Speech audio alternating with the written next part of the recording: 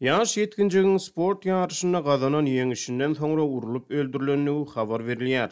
Könrünç etrawynyň akkala geňeşliginiň ýaşaýjysy 14 ýaşly Süleyman Tursunbaýewiň judo yarışyna gazanan ýeňişinden soňra näwelli adamlar tarapyndan urulup öldürilenligi habar berilýär. Türkmen Nokot News neşriniň habaryna görä Ahal welaýatynyň ýaş olimpiýaçylary taýýarlyş mektebiniň 7-nji klas okuwçysy Tursunbaýew fevralyň başlaryna Bäherden etrawyna geçirilen bir judo yarışyna gatnaşýar. Neşir bähleşigiň ýany ýaş yetkinjige yarışda ýeňilmegiň işaret edilendigini, ýöne onuň bu talaba düşünmän ýa-da boyun egmän ýeňiji bolanyny aýdýar. Hem de onuň şol sebäpden öldürilendigini öňe sürýär. Neşiriň ýazmagyna görä ýaş çempionuň begenji uzaga çekmeýär. Yarışyň ýa-da näwelli ýaş adamlar onuň tälimçisini urýarlar. Ödüni bolsa bir ýerlere akdyp urup ýenjenlerinden soňra köçe taşlaýarlar. Neşiriň çeşmeleri wakadan soň tötänden köçeden geçip barýan adamlaryň tiil kömek çagyranyny, ýöne Tursunbaýewiň paýtagat keselhanasyna kabul edilmän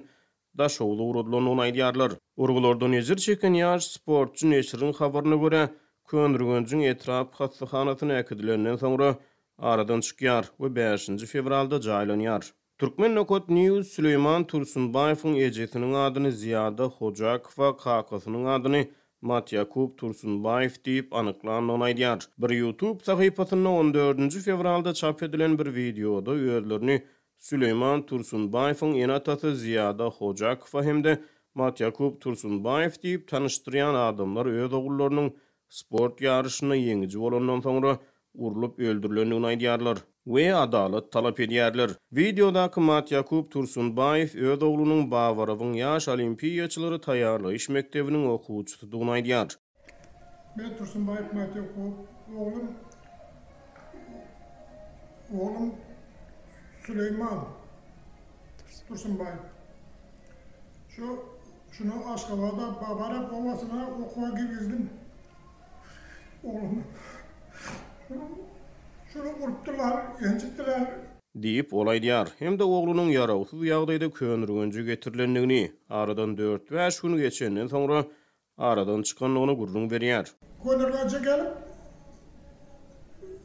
4-5 gün ýatyp öldü. O ýanda urup ýenjip hem beni depip taşladylar diýip olaýdýar. Şunu aratly çezmäň Süleyman diýip sözüniň üstüne ýetirýär. Ödüni ýaş yetkinjigiň ejesi diýip tanışdyran aýal hem agyly çykyşyna ödüniň adalet talap edýändigini aýtdy. Men Süleyman'ın apasyman Ziyadama balamly okuwa ýerdim. Aşgabatda çempion balam.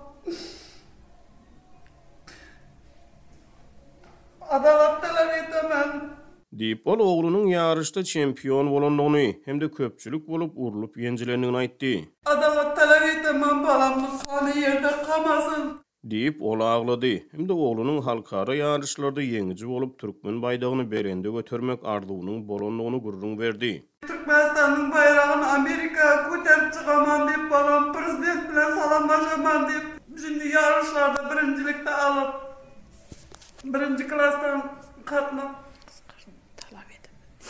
talap edemän jinaýatçylar tabyp jaza bermegine aly jaza diýip olaýtdy. Azatlyk radiosy ýaş yetkinjigiň bir wagt ölümi boýunça ýurt içinden maglumat almaga synanýar.